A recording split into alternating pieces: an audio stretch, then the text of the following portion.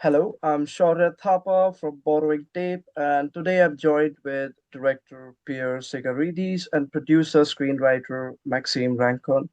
I This is the team behind the new horror film Traumatika, and oh boy, it's a traumatizing film. I mean, it's in the name itself, and I mean that as a compliment to you guys because I watched this film last night, and safe to say I slept with the lights on. So good job. Good job on that, Pierre and Maxime, and welcome to the podcast. It's good to have you here. Thank you, man, and thank you for having us. Thank you for having us. And so, my first question to you, both of you, is that Traumatica doesn't pull any punches when it comes to violence, gore, and disturbing content, but it also digs deep into the emotional impact that childhood abuse and trauma can have on us, even when we grow up. So, how did you walk that fine line between making something that's so violently disturbing but also emotionally sensitive? Like, were there any moments when you felt that, okay, we're pushing this too far, or this feels like we're exploiting trauma? So, were there any moments like that? Well, it's funny you say that because the movie premiered at Fright Fest last year, and the movie is obviously because of the subject matter, kind of like polarizing and divisive, and that is like the question that some people can ask is it too much? I think the movie is it's it's like it's a horror film, so it's like it's not going to be for everyone. We're like just horror fans, and we wanted to make something that would you know create a strong reaction, and and I think we did. There is a fine line.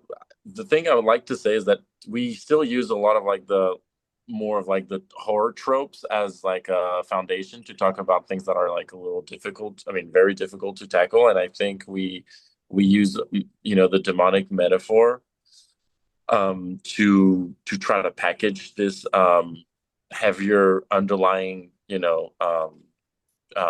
subject. And I think we a lot of horror films do that. I think maybe with our film, we kind of like amplified it and take it to another level of things because we really put trauma in the name and it's the consequence of trauma really at the forefront of the film. But at the same time, we packaged it like as a very traditional horror film in the themes and the imagery and the tropes. So I hope we walk the fine line. I hope we'll see what people think about that. We say all the time also that we watch movies sometimes and we're like, well, like they're doing something that's crazier than us in the end. So yeah, just trying to make like good scares and some of them have to be like walking that line, I feel like, to still surprise the audiences, right?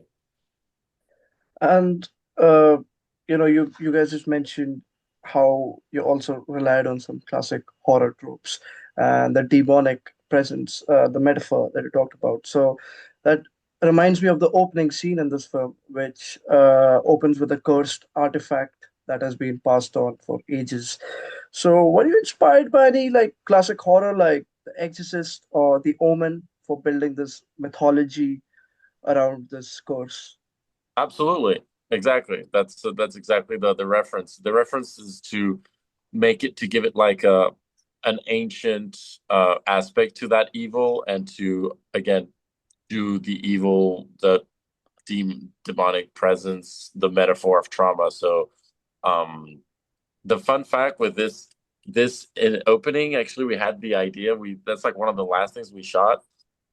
It was like an idea that we had after having most of the film. And I think it was cool because it was a way for us to interact with horror fans because they would know, it's like what's good with horror films is that fans are usually really aware of what's been done before. And same thing with the creators. We know what's been done before and we use those tropes as like a way to quickly connect with the audience and to establish like a communication in a way with the audience, you know? And so I think this opening is exactly that. It's just it also shows like the universal aspect of evil, you know, that's like across cultures, across generation and across countries and you know, across time. And I think probably The Exorcist was that was the kind of like the goal in the opening of The Exorcist. Like, oh, this is such an ancient evil, and the devil has been around for so long, and so we want to do the same thing with us, like the metaphor of trauma and the metaphor of people have been, you know, experiencing, you know, horrible things forever, and like how trauma is also generational, and how it like it's almost like kind of like a hereditary aspect to it, you know, where it just, you know, it just one generation after another, everybody, it's like we wanted to make it like a disease that we actually said that in the movie. Like it's just like something that contaminates everything, something that spreads. So an opening like that is, yeah, it's just like The Omen. And also it's a last but not least, it's like an homage to all those films that we love from the 70s. Um, where it Oh, opens, you know, like we love like it just creates a mood. Yeah, it I mean, it kind of reminded me of Evil Dead as well, like, like Book of the Dead, and how it passes from generation to generation, as you said. But Traumatica also features several child actors in some really dark situations. And how did you manage, to get genuine reactions out of these child actors while not traumatizing them too much? Yeah. Well, so we did not traumatize any children. So that, you know, Yes. I want to mention that. But yeah, this was difficult. That was a big challenge for sure because they couldn't see anything. They can't, you know, we not only that they couldn't see anything on set, but we also couldn't really say what was happening on set. So we had to work with metaphors again. You know, we had to work with images that they could, you know, tell them like information that was not was happening, but that could suggest a reaction from them. You know, for example, there's the child who is in the little cave. You know, I was telling her like she doesn't like bees, for example. So I was like, oh, to be scared, like think of bees around you that are, you know, about to sting you. You know what I mean? So then she could. That's like what she could give me, like what is it that we can work with where we can both have the child and us, we can have a common emotion, but it doesn't come from the same place. You know, they wouldn't know they're, for example, like in danger of death or facing a demon necessarily. It was really difficult in the sense like for example, Rebecca Kennedy with her makeup or Max with your makeup, we wouldn't be able to really be in, you know, face to face acting with the children. We would have to, with camera work and things like that, get the right reaction and then have the makeup, or you know, never at the same time. So that was a challenge for sure. especially with some of the demon makeup that we could not really like remove or hide in any Yeah, ways. you Like, would have to hide your face yeah, sometimes with a towel on.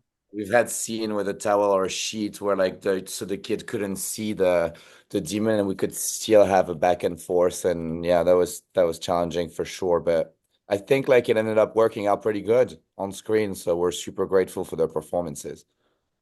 Yeah, that's exciting to hear. Like, I would love to see a behind the scenes documentary on the making of this film.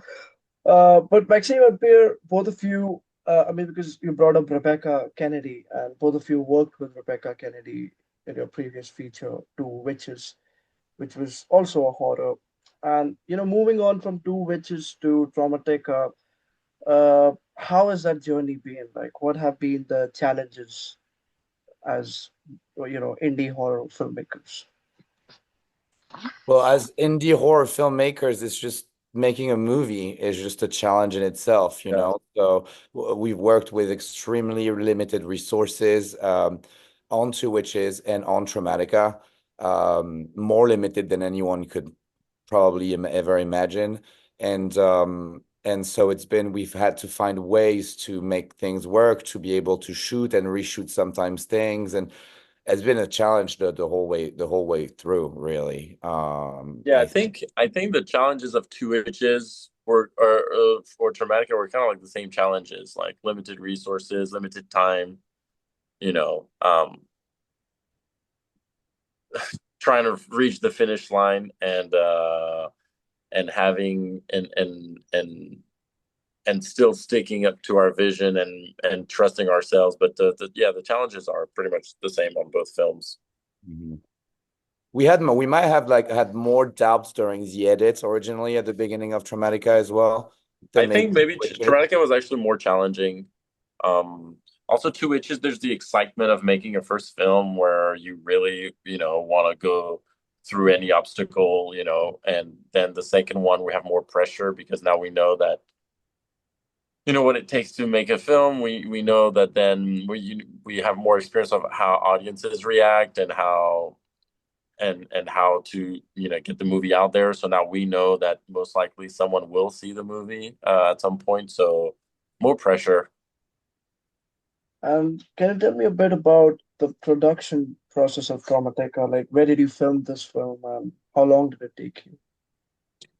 So we shot the film in mostly in LA, like different LA areas, Sun Valley, Pasadena. We shot in I don't even remember, but like just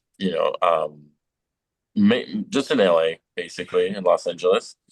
Um, what was the other question? Sorry. Like, how long did Oh, how production take I you? think I think a total of like 20 days roughly. 20 days. We had like a few reshoots, a few, B-roll days that, sometimes I don't count necessarily. But yeah, so I think again, limited resources and we could have used more time. Like I think every crew and every production would say the same thing. So but we love shooting in LA. I think we live in LA, and all of our cast was based in LA. So it was actually a convenient thing for us to do, um, to shoot here. And my last question to you both would be that, as you guys mentioned, the film first premiered at Fright Fest last year. Now, as you said, it had a polarizing response, which kind of surprised me because like in Fright Fest, usually there are people who expect disturbing content. It's not That's like no, I feel it's not. you. Yeah, Same. We're so it's very surprised as well. so it's very exciting to me to hear that film could polarize audiences even at Fright Fest. So I just wanted to ask you finally, like my final question, is that what were some of the weirdest or craziest reactions that you got individually from audience members back then? Oh, that's an interesting question we haven't had before. Yeah, Um, it is. Well, um, we had a lot of people like again like Fright Fest was we were so happy to play on the main screen on a Saturday night, like one of the main spots of the festival. So we had like a full house with 1,000 people in the theater. So that was nerve-wracking, but at the same time at the end because we had like like out of 1,000 people, that's a big enough sample of population that you're gonna have people that are gonna have very very diverse reactions, and I think we really upset about 100 people. oh, really? That many? I thought it was more like 30 people.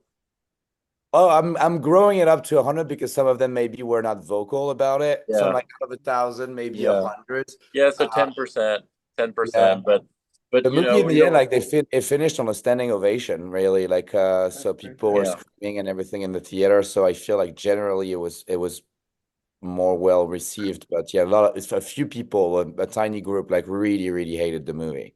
Yeah. Um, we haven't experienced anything directly to our faces because obviously, like we live in the area of online trolls, I will say. So no one would, say it to our face, but there was some pretty strong reactions for sure.